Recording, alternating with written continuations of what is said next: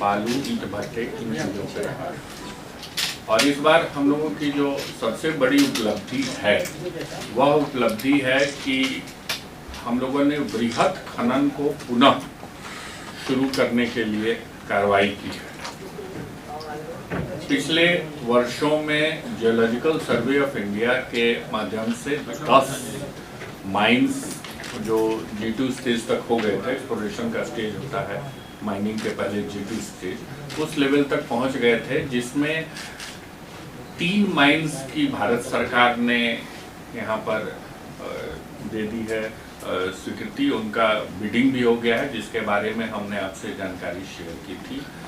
इसमें 2 माइंस ग्लूकोनाइट के हैं जो पोटाश के हैं, जो रोहतास जिले के नौहट्टा प्रखंड में है, और एक जो है वो बहुत ही महत्वपूर्ण है, निकल क्रोमियम का वह माइन है जो गया जिले के बांके बाजार के बगल में प्रखंड में वहाँ पर वो उपलब्ध है।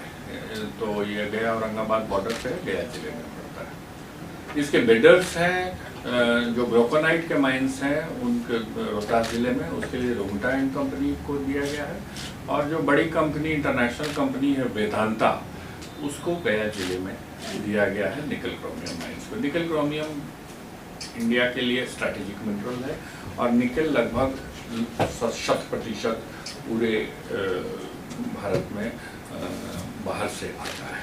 तो भारत सरकार ने भी स्ट्रैटेजिक मिनरल्स करके इसके किया है। इसके अलावे 3 माइंस जो हमारे हैं उसकी बिडिंग अभी ऑलरेडी उसके लिए कार्रवाई हो रही है। ये 3 माइंस हैं रोहतास जिला के अंतर्गत में भोरा कटरा लाइमस्टोन ब्लॉक, जो वर्तमान में जो डालमिया सीमेंट फैक्ट्री है उसके बगल में ही है।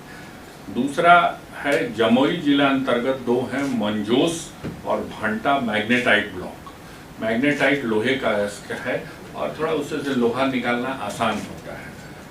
इन तीनों के प्रीबिड की कार्रवाई कर चुकी है, प्रीबिड मीटिंग हो चुकी है, जिसमें बहुत अच्छा रिस्पॉन्स आया, और हम लोगों की जो बिडिंग है वो 17-18 सितंबर को फर्स्ट राउंड ऑफ जो रिटर्न बिड आएंगे, और जो टॉप 5 बिड आएंगे उन 5 बिड में ऑक्शन राउंड होगा जो अक्टूबर में होगा, वो 18 अक्टूबर को है। तो ये एक बहुत बड़ी चीज़ है। इसके अलावा 4 और हमारे माइंस हैं जिसको गवर्नमेंट ऑफ इंडिया को हम लोगों ने रिक्वेस्ट किया है कि उनकी भी बिडिंग शीघ्र की जाए, और उसमें एक बहुत ही इम्पॉर्टेंट है, रेयर अर्थ का है, जो गया जहानाबाद जिले के बॉर्डर पे है। तो उनकी बिडिंग के लिए भी हम लोगों ने गवर्नमेंट ऑफ इंडिया को रिक्वेस्ट किया है। कुछ गवर्नमेंट ऑफ इंडिया करती है, कुछ हम लोग करते हैं, और उसका अलग अलग ढंग से नियम बटे हुए हैं, उसके हिसाब से किया जाता है, तो उसके 10 हो जाएगा।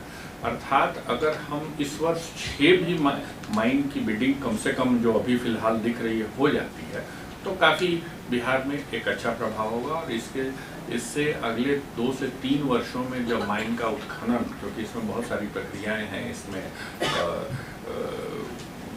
उन प्रक्रियाओं को और साथ साथ में एनवायरमेंटल क्लियरेंस वगैरह लेने के बाद शुरू होती है करवाई, लेकिन 3 वर्षों के अंदर में यह एक्टिविटी इन जिलों में शुरू हो जाएगी।